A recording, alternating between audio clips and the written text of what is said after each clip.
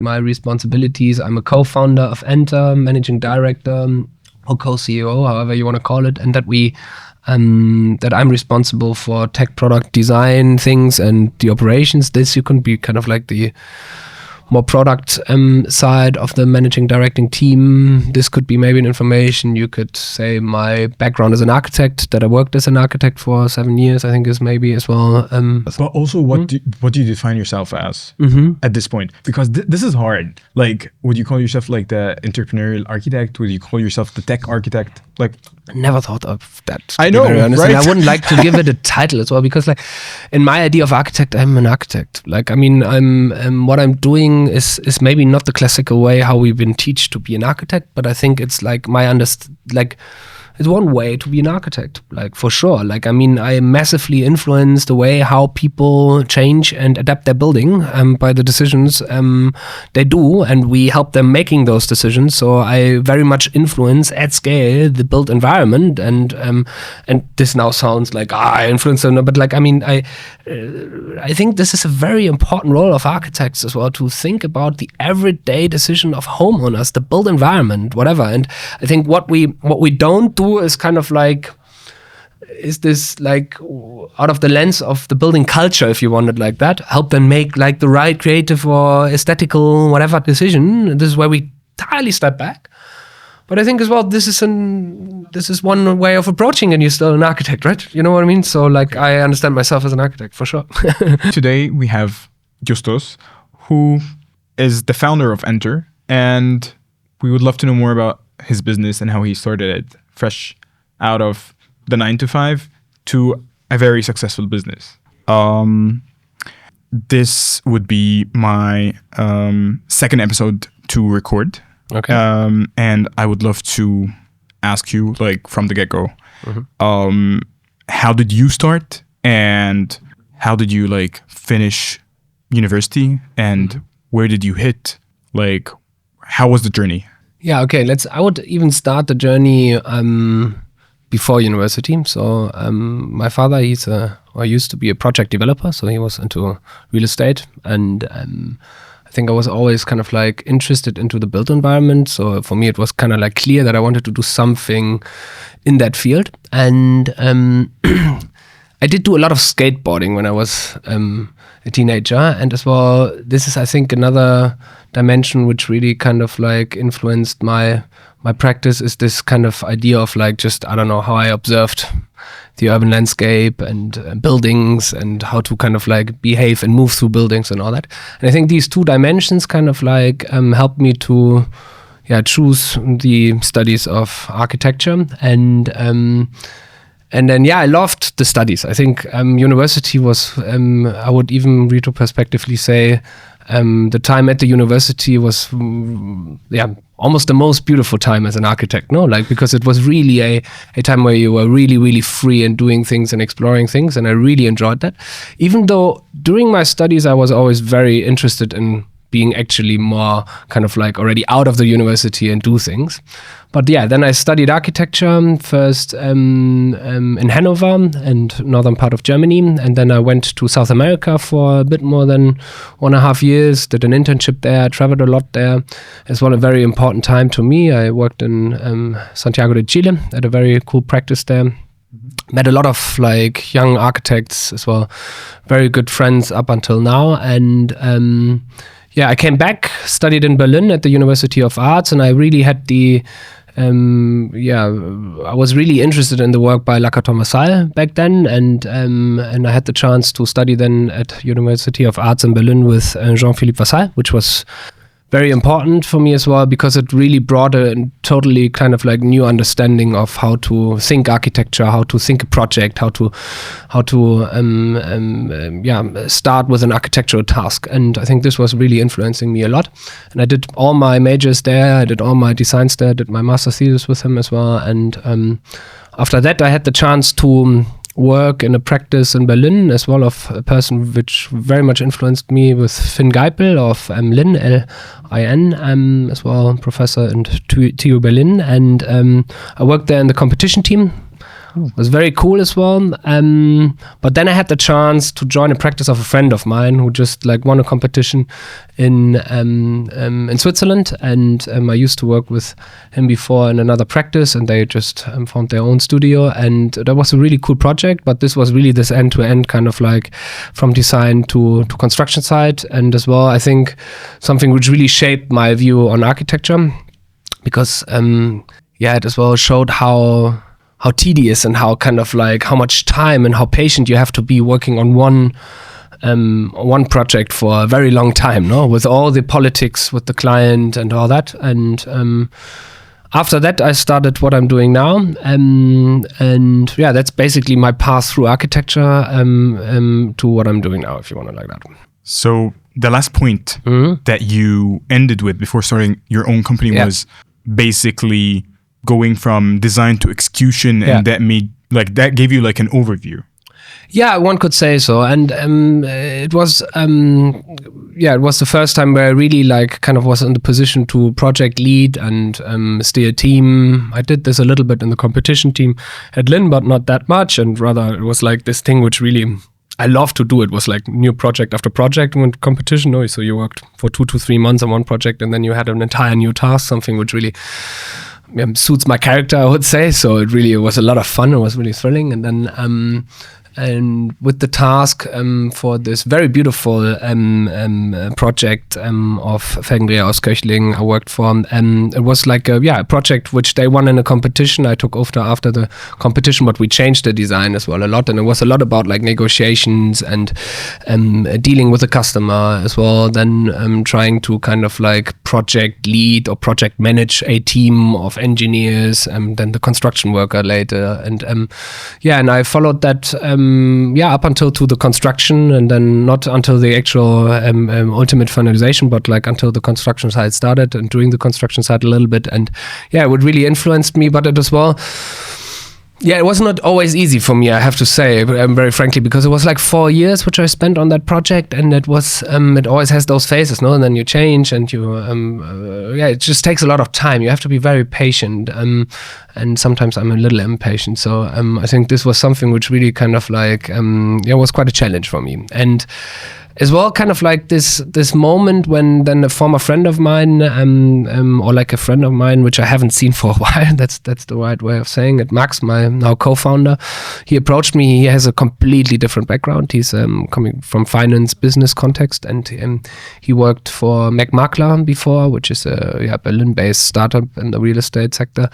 He just as well by background has a lot of knowledge on the real estate world, and he approached me with this idea of or rather with this problem, I would say, than an idea of like that you see that there's a very fragmented market of architects, engineers who basically help homeowners. So like very like much everyday homeowners. When you drive out half an hour from Berlin, you'll see what I mean, which have kind of like have to deal with the complexity of owning a house and making decisions which are influenced by regulations, by energy costs, by personal epiphanies and ideas they have on that building. But it's complex, right? And if those homeowners, if they're looking for solutions like I don't know, like to get the building permission or to get a subsidy for like changing something at their house, it's a very, very complex process, and there's just a lot of intransparency.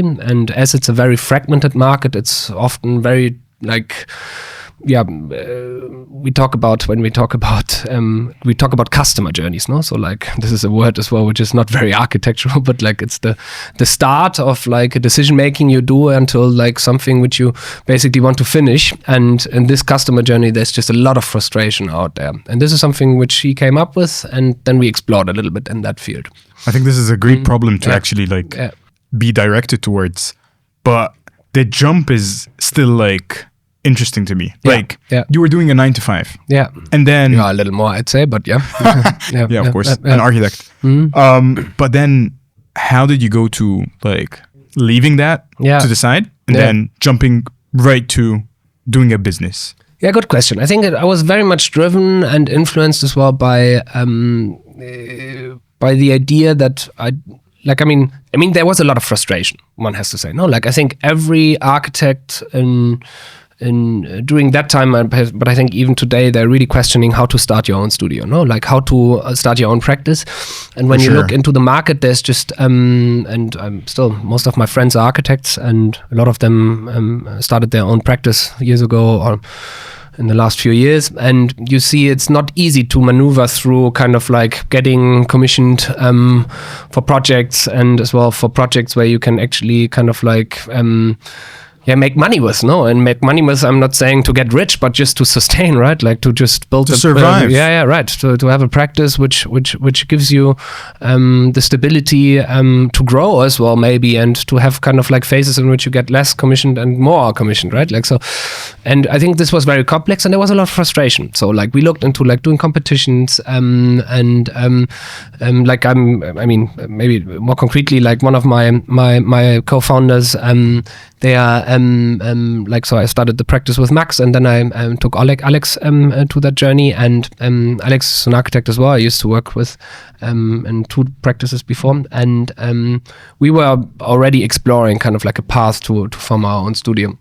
And during that time, we looked into like, I don't know, competitions and all that, no? And I think it was very difficult. Like to do a competition, you would have to show that you already did a building in that sector, right? Like, so how would you do that competition, you know? And it was very tricky, and it was frustrating. And this was, I think, as well a moment where when Max talked to me, I was just, I don't know, like in a way, just like excited about it, you know. I was curious, you know, like, and there was a certain degree of not knowing what it would be, because I never worked in that field of like venture capital or startup world. And I was always very skeptical about it as well. And then it was curiosity, which basically drove me into like the first interactions with Max. And but I got convinced very quickly about as well the ideas what a digitized product can do in comparison to a customized workflow. Yeah, maybe if you wanted like that, a customized workflow, but as well the strength and the way you work when you build digital products compared to like, I think how we all learned to do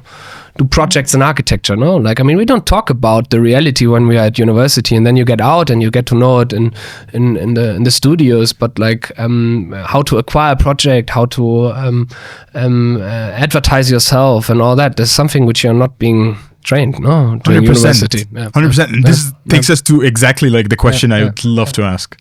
How did you fill the education gap? Like, you come out of uni with some sort of information.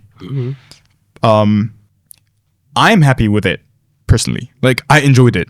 But then the market needs a certain kind of information that I still have a gap with. And to start my own practice or start my own business, it needs another different kind of information gap, from PR to a lot of things. How did you fill that up? How did you maybe rely on your co-founders? How did it work? What was the dynamics? I think first of all, as an architect, we are very well trained in being generalists. So we are getting trained a capability of like getting into new fields, things we don't know, very easily. And I think especially the way how Jean-Philippe Vassal taught at UdK back in the days, and I think he would still do it that way, was a way of really finding a different approach into the task of an architectural project. So we invested a lot of weeks and months into just exploring kind of like the politics, the economies of a project, right? So we would talk to the Behörden, so kind of like to the legal administrations. We would talk to potential users of a building. We would really approach it differently. We would look into regulations. We would look into the economy. So like really look into numbers, building costs and all that, things which you usually don't really do at architectural school. And I think this openness and as well the skills you can learn, they really gave me a certain kind of like self-confidence as well to go into fields which are seemingly kind of like not my field, right? And I think it was a big joy as well. I would say that like since I started the practice with or like this startup Enter, it's like really. It's like every day I feel I learn something new, right? So, and this is something which really I really like. And I think this was something which I always liked about architecture as well. So my idea of working as an architect was as well to go into other fields. No, if you design a school, it's something completely different than if you would design a housing project, right? You have to really deal with different aspects. And if you design a project in a certain part of the city, it's something completely you have to deal with than designing in another part of the city. So like this really always, like, every project is new, every project is learning new as well. I think is something which I always liked, and as well gave me the capability. And I think it's not just capability, but really the self-confidence to go into fields which are kind of like new to me, if you want to like that. So you basically enjoy the process of learning, right? Every day something new, and the stability was not like your driving force, I would say. No, because there was no stability, right? Like, and I mean, we did a lot of bullshit as well, for sure. Like, I mean, it was crazy, and I think this is as well. If I look back, like, do things completely differently. There are things I would do the same, but there's a lot of things I learned, and I think this learning is just something which I really enjoy. Like, I mean, I think the moment I would have the feeling I stop learning on my job, I would probably do something different. Okay, so basically what you're saying is that, like, we are in a moment where you have for sure got a lot of wins. What kind of failures did you go through? Many, yeah. What would you like to narrate, maybe? Yeah, it really depends on what we want to talk about. No, so like there's many failures I did, and I only wins. Look into the history. 6 years of my company. It's not only wins. It was a very we started in a market which was very dynamic, and we understood that there's a very interesting angle we can take into this. What I just said. No, aggregating data on sites of homeowners and helping them making the best decisions around the energy efficiency of their house. A topic which we really believe in. It's very crucial. And then we took very much different angles and paths. And during that time, the market changed a lot. The regulation changed a lot. We had a lot of successes. I think we can be very proud that we sustained in the market still. But there were a lot of learnings we had to go through, and as well a lot of not only successes, right? Like so. And if I would now point out what were major failures, if you want it like that, or major learnings, I think they don't have to be major. It all comes down to the people you work with. In the end, this I think is a definitely a learning, and the culture you build. So like if you build a company, it's really about and there's maybe no right or wrong, but there's does that person you plan to work with really fits kind of like your way of working in a way, and that doesn't mean it has to be the same way of working, but it has to fit, and here as well, I think we often worked with people together which on the paper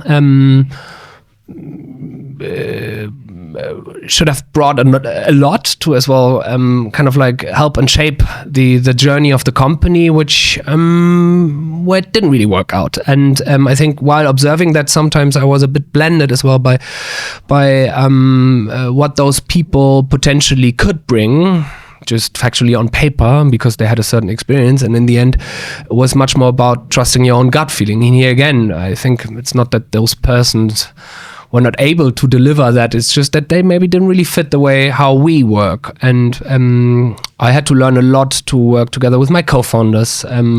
We learned a lot together to go through many different phases of a company. And I think this cultural dimension is very, very important as well here, to trust your gut feel. And I think this is one of the biggest learnings we made. Okay. How did you survive at first? I mean, starting a company, you need to invest a lot. Yeah. And there will be a time probably you were doing like a 9-to-5 while building. How did this phase start, and how did it flow from like the 9-to-5 to fully immersed in your company? It was a clean cut we made. So it was it was not a long transition phase, and it was a lot about commitment. I think this is something as well where you have to bring a lot of energy for.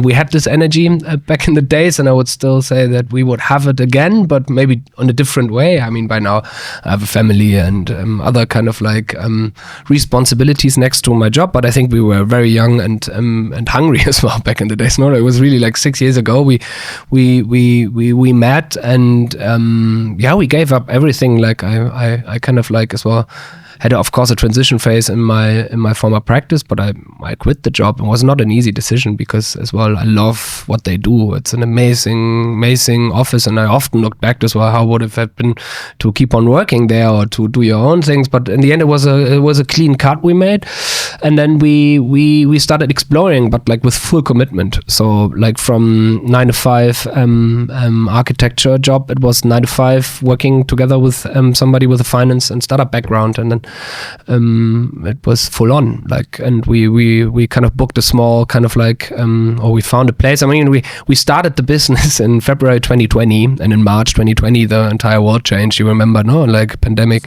situation, it was crazy, and it gave us some tailwind as well, because we realized that like people were looking for services online. We built a website. We just like, like iterated through like with this. I think it's always important to have a clear problem, no? Like if you start something like what I started with my co-founders, it's about like finding a good problem first. And if you have a good problem and then you have the feeling you find a good answer on that, then you should just start. And that's what we did. We booked that office.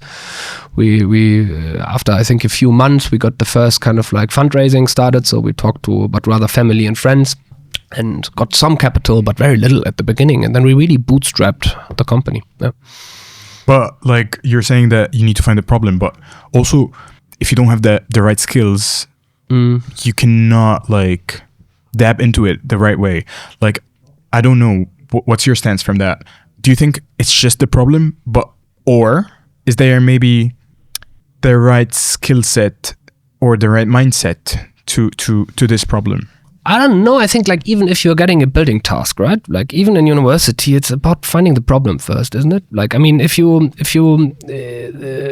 and the problem as a word maybe is as well a bit more abstract, but like as an architect, when you get the task to design a kindergarten, let's say, and you get kind of like you get the site, you get the brief, you get the budget, you get the client, and then you start basically formulating the problem, right? If you want it like that, it's not the problem, but it's the task. No, it's just like you're and on that journey of designing that building.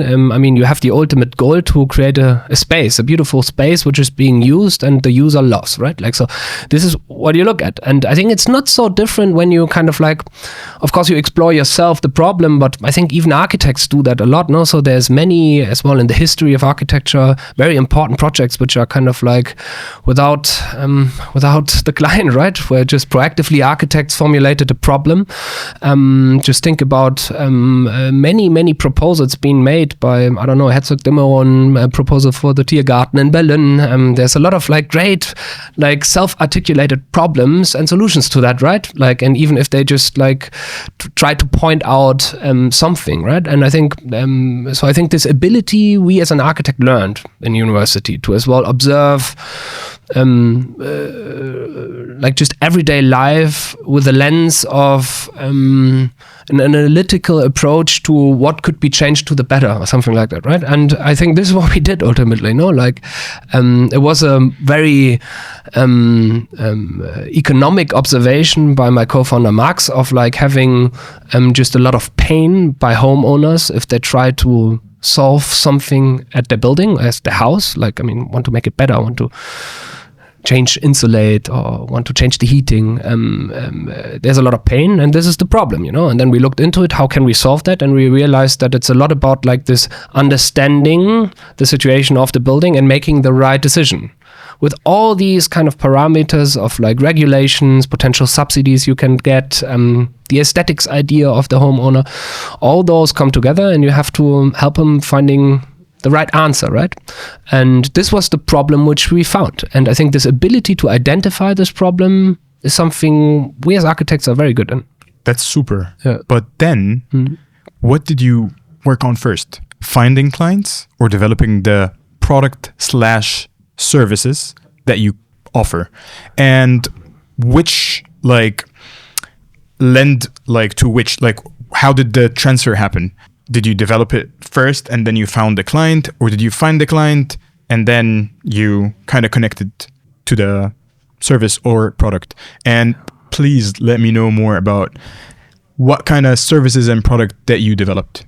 Yeah, so I think the beauty of, I think it's funny that I'm already at the point that I will connect beauty to a digital product, which was very hard for me in the last 6 years to connect those two words, because beauty I could easily connect to a space or a building, but it was very hard for a digital product. But there is a certain beauty in designing digital products, and the beauty is that you can design on the run, right? You get user feedback very quickly. Like as an architect, the difficulty sits in kind of like, you design, you build, and there's many years in between most of the time. And then you only get the user feedback. And then even this building kind of like, I mean, it needs some time to get that feedback. I remember as well, Jean-Philippe Vassal once told us about the social housing project they did, where they designed a space which was like a social housing project, as said, where they said the first floor should be an open space, kind of like the project brief was quite open for a housing project. And I think the client maybe was a bit skeptical about the idea having kind of like a complete open plan kind of like situation and for the living space. And they had the agreement that if the customers, or like customers, I'm saying that if the people who moved into that space later, if they didn't feel well with like having an open space and they would like partition walls, that they would have to bring it in. And after 2 years, nobody came. And for this was like, I think it's pretty rare that you have this like user feedback cycle in a build project, right? Like, and it's difficult to do, you know, it takes a lot of time. I think what it was really beautiful, I think, when he told that story, because this is exactly that, no? So they had an idea and they got it proven by the user, you know, and this is something which usually, I think as an architect is sometimes, let's say at least a certain friction point, right? Because sometimes we come with these ideas and the user later, there will be different opinions as well on this and all that, but it's very hard to capture, and it just like little gets into the design process itself because it's so hard, no? You get the feedback by the client who's commissioning you, but it's not necessarily most of the time the user. And I think this is something in a digital product is very nice that you just, and this is how we started as well, you just start with an idea of how to solve it and you learn while doing it, right? And then you just adapt constantly what this product has to look like to really serve the user needs and the problem you articulated, you know? And it goes very quick, no? It goes within hours and days, this iteration. And this is something which as well I liked a lot, I have to say so, because this is how we started. We built a website and we as well pretended that we would deliver a service which is good, and we were convinced that we can deliver a service which is good because we just pretended like we would have 100 of customers, but we just had very little, and then we just cared for those customers just like as well with full focus. So but how did you find? But exactly. So you built the website and then you were waiting for customers, or right. How did you like push in? No, we built a website and then we put online marketing. You can pay very little online marketing in, I don't know, like in many channels, as you know, and you can just spend a few €100 and you get leads, like customers being interested, and you call those customers and then you send them an offer which looks like you sent this offer already to 1,000 of customers before, but maybe it's the first customer you send it, and then you just convert them, and then you just do it yourself as well, and you learn. And it's really about this learning thing, you know, like so. Tell me more about this PR process and how do you reach out for clients? Because I think like our education as architects vary. I mean, not everyone gets Jean-Philippe Vassal as their role model who teaches them. I mean, he's a super architect, and also I would dare say that he's a very smart businessman as well.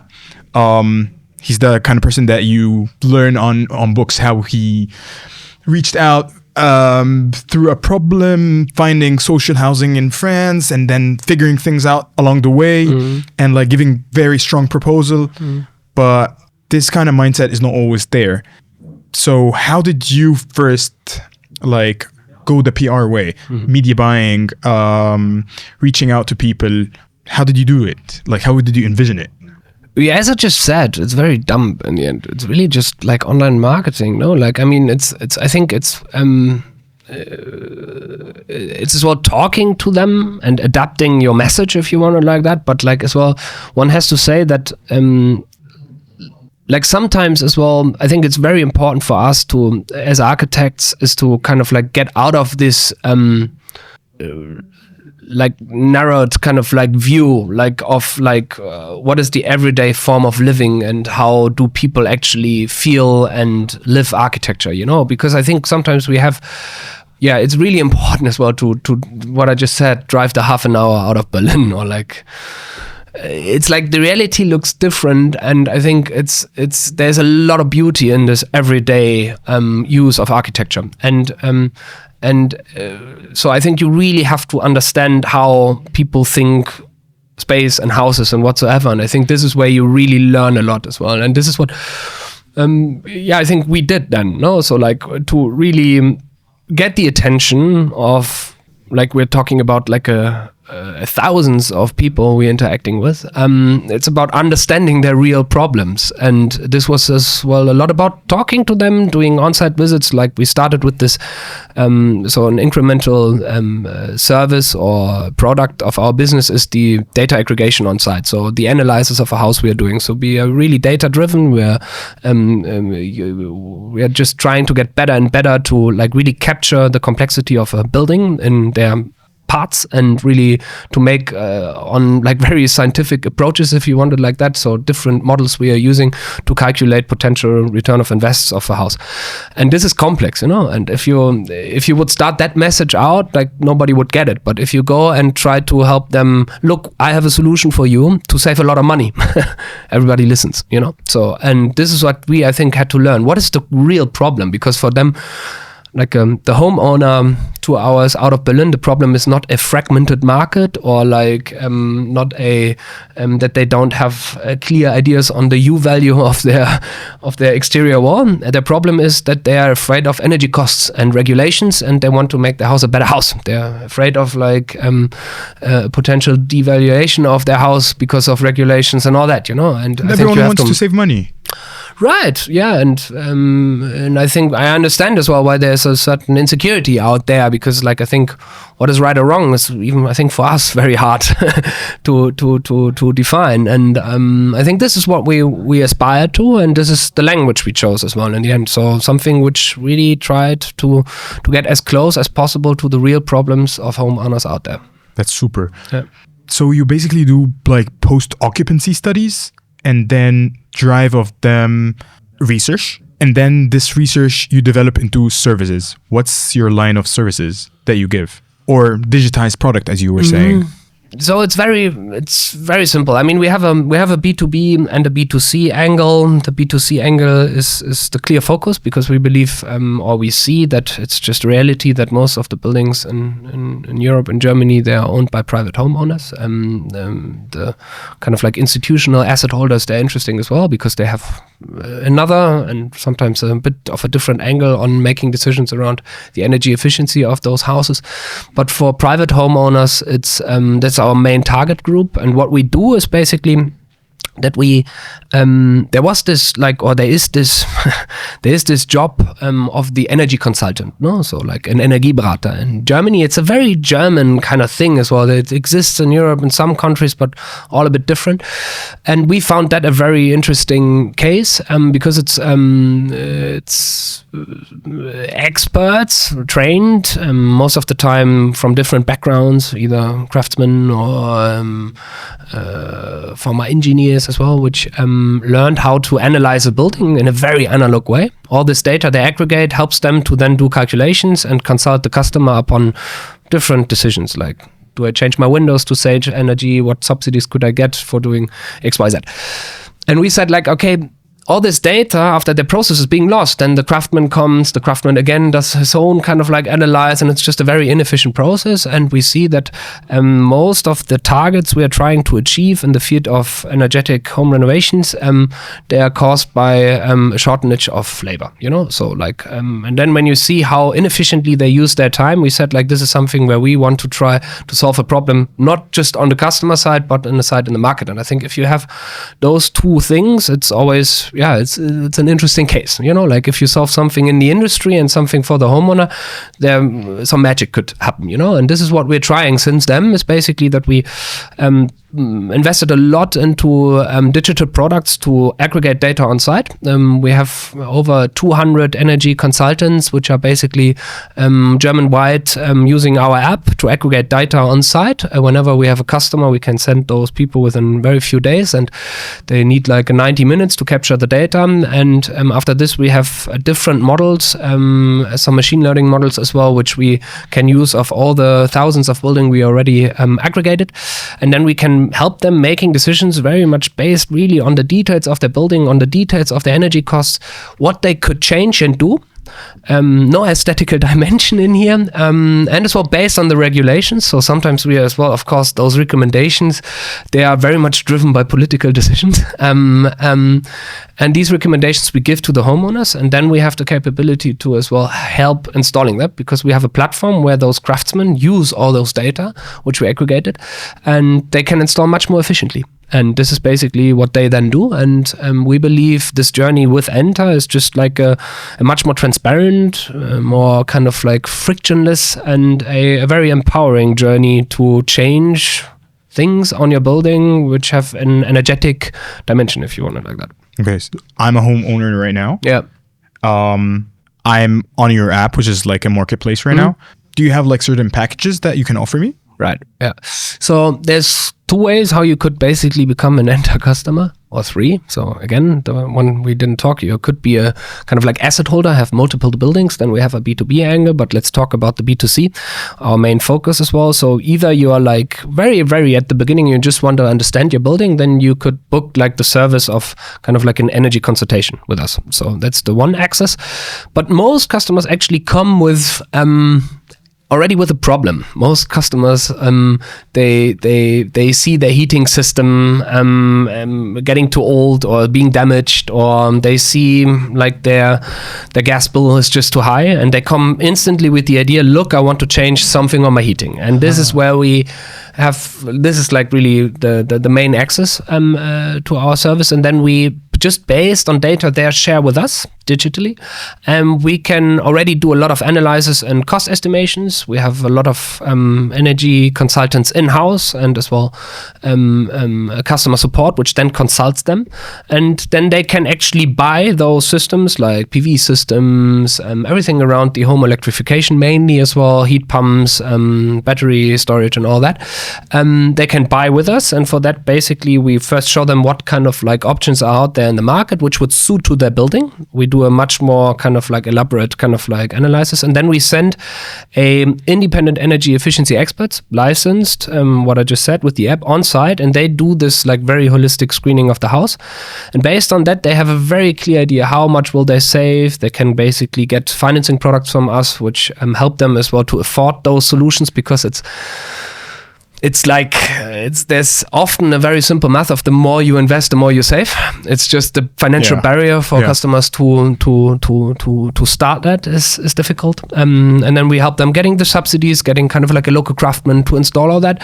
And we as well have a software which it's a home energy management system which helps them as well to kind of like make the systems more efficient, like in the grid, if you want it like that. And to read like the system, right. Yep. Correct. Okay. So you can basically observe your savings. You can basically see how, and as well, of course, this data we then use as well to optimize again, kind of like our analyze. So it's a self-feeding system, very much based on data, and we believe as well, very important because it's a very dynamic market out there. A lot of like as well digital players got on the market. I mean, there are the big companies installing solar and heat pump, and there's a lot of as well discussions around the quality of especially this first phase, the qualification space. So like, I mean, the qualifying the building, and you as an architect know how complex like a building is. None is the same than the other, so it's very, very hard.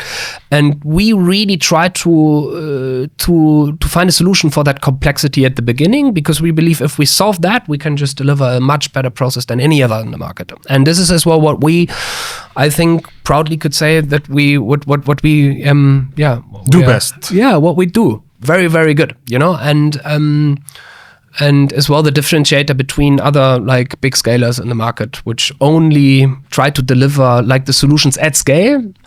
But yeah, in the qualifications field, they try to simplify, of course, and we don't try to simplify here. We try to really kind of like get the complexity and then make the homeowner just save much more money in the end, like we can really prove that like our systems installed, they're much more efficient, and because they are really kind of like customized to the needs or the complexity of the house. I see. Yeah. How long do you work per week compared to when you started to now, and how does this make you keep pushing, especially that you're now married, as you said, for instance? Like, how does it work, personal life with business, or personal life with the amount of work you're currently doing? Well, that's a tough question, because it would be stupid to say that I don't distinguish between private life and work. This is bullshit. That's not what I'm doing. I mean, I do distinguish strongly, but it's like, for me, it's very hard to track, I think. And it's like when I started studying architecture, I realized that it's just something which pushes me a lot because I just love it so much. Like I remember a lot how I did projects when I was a teenager, or like a slightly older child, if you want, like that. When I just get so amazed by things I'm doing that I don't really.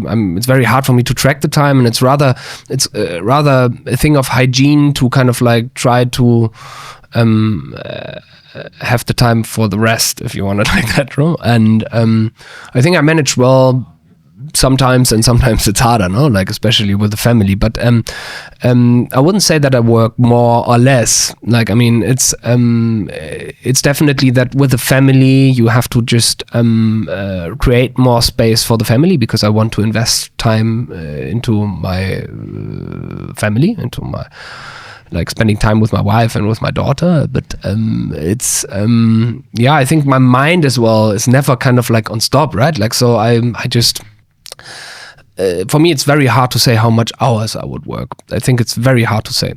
Though I really, and this I want to emphasize, I think I really understood in all my years, and any as well, like in the position of like my own boss, if you want it like that, but as well working on projects, it's very important to manage your energy, like, and it's just limited. Like, I mean, and you have to as well understand that it's rather a marathon. It's really about like as well saving energy. And yeah, so I think the amount of work, sometimes when I hear those people or like friends of friends or whoever talks about like, I don't know, these massive amounts of hours they spend per week working, I don't know, he's an investment banker, he works 70 hours a week. For me, it's always hard to understand, how can you work 70 hours a week? There's no time for anything then, like how would you do that? But then sometimes I observe myself how I really spend quite a while or quite a big portion of my life on, and even it's just in my mind, on what I'm doing. And that's not just enter, it's any project I'm doing, and I will even do some private projects aside, if you want it like that. And it's like just, it's a joy as well. This is where I could maybe say I don't really distinguish between work and private life, but of course you do, because you distinguish between the time you spend for many aspects of your life, your projects, your hobbies, your health, your family, your friends, and you try to manage this constantly, Yeah.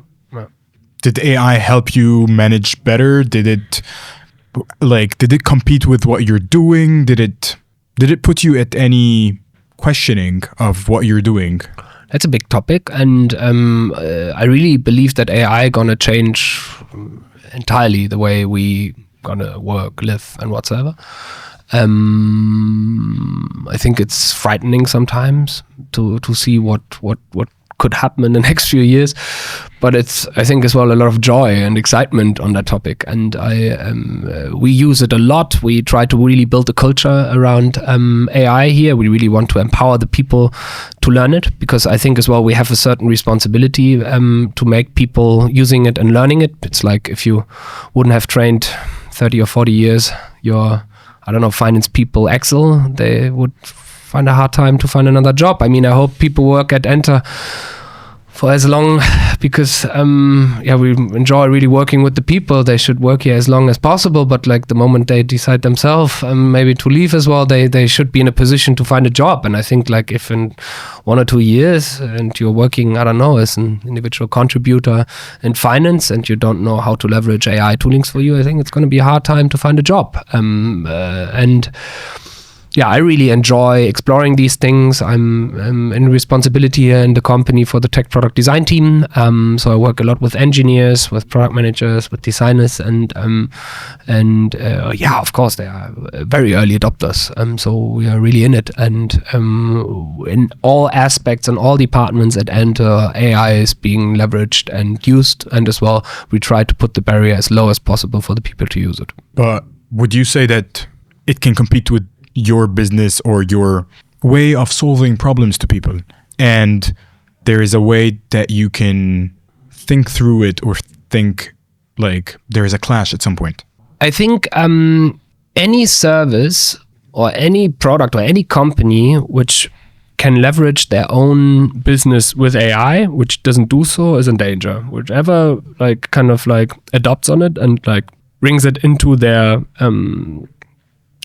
own products will sustain and will just succeed on it. And this is what we're trying to do, and I think we're doing good at the moment. So we see how in many aspects of our business where we deployed AI toolings, we just have very, very strong KPIs, so very strong successful metrics which we can basically show that it really pushes our business. And how we started as well to build a culture around AI is that we are doing kind of hackathons on AI. So with all the departments, so we make the people in the company use it, and as well investigating and finding their own ideas on how to solve their daily tasks, or like the tasks of their department, or even other things for our customers, how to solve it. And there were amazing results on those hackathons, and we really try to build a culture around it. And I think this will just make us more successful, and we're not afraid at all at the moment that AI gonna kind of compete with our business. We more believe that it will be a strong push for our business, because we're gonna adapt on it. Like, I mean,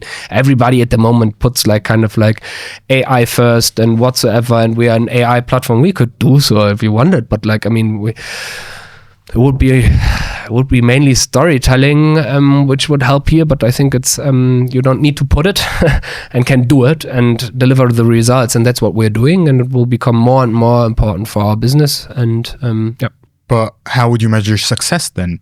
Not just with whether you use AI or not, but how are you currently measuring success?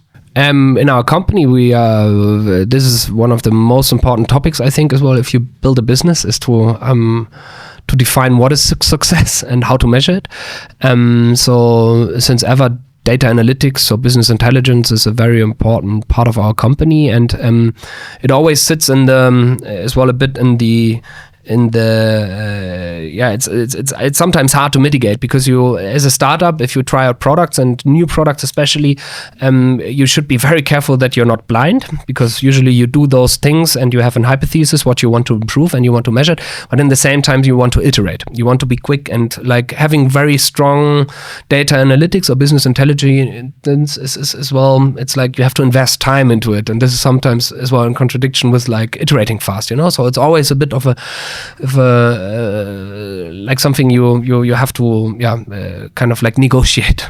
And but we are, I think, very good in measuring our own KPIs, success metrics, and we try to define them. We had to learn as well that the more simple they are, the better a company can steer for them. That's something we had to learn as well in the last few years. But it's very, very important for us. And when you take this to AI as well, I think here it's very important that whenever you have a business stream or whatever you do and you want to improve it with AI toolings, you really have to define kind of the success metric, and you have to see whether you hit this or not. Do you have any goals for the next 5 years? Maybe if you can share like 3 goals. Personal or for the company? I mean, you can mix both.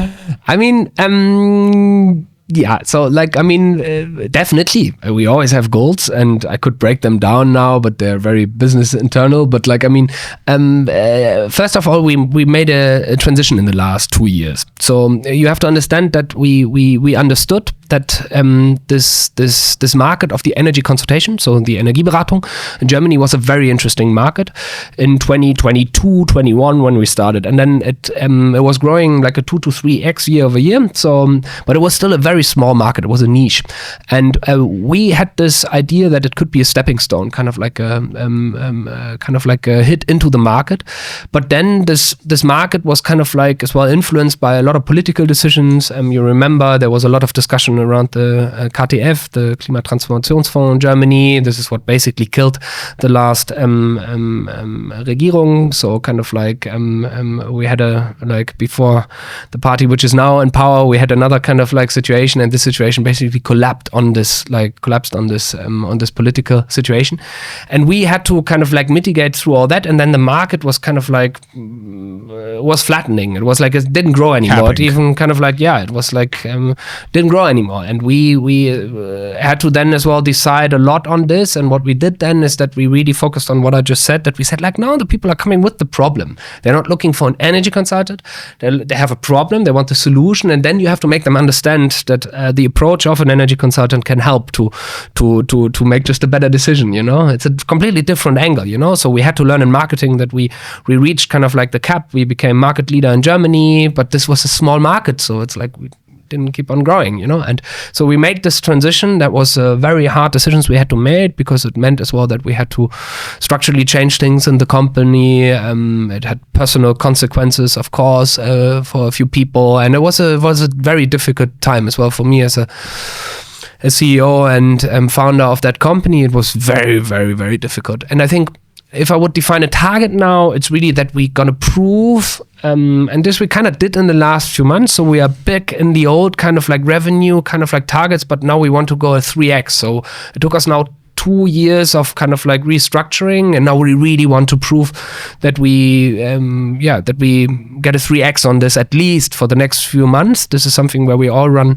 as target for. So that's one growth kind of ambition we have. And then just to really prove that this will become kind of like the way in Europe how you change the energetic condition of your house, get the transparency and all that. So that's definitely one target. So to prove Expanding would be another target, which is very important for us. So like as well that we prove it's not just a German solution we built here. We really want to change the European market. That's another proof point we want to make in the next few years. Hopefully already kind of like end of this, beginning of next year. Here there can be different strategies how to enter other markets. It's always a very fragile decision as well. When do you go out of your own market into another one?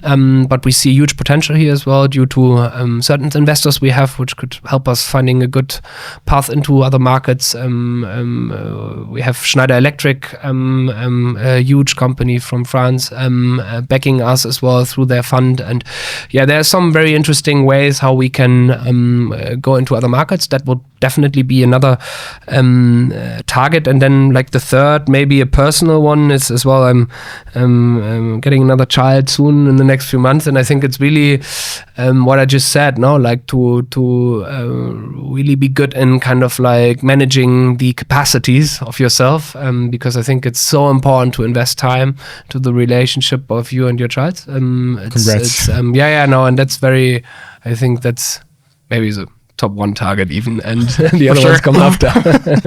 Okay, my final thing would be like, what would be like the 3 tips that you would give for an architect out of university? Be curious for sure. Like just this way of what I just said, like to really try to understand the problems you want to solve. Curiosity is super important. Self-confidence. Like just like what we learn as architects is super powerful out there. Like, I mean, like the practice or like the studies of architecture, what we learn, kind of like the methodology we learn is super powerful out there. So, and I as well got that reflected from many venture capital investors, which really say that like compared as well to people with a normal kind of like business studies background, it's a very powerful kind of education we got. So be self-confident. Just to really go out there. And the third, it's be resilient somehow. There will just be a lot of pushbacks you're gonna get.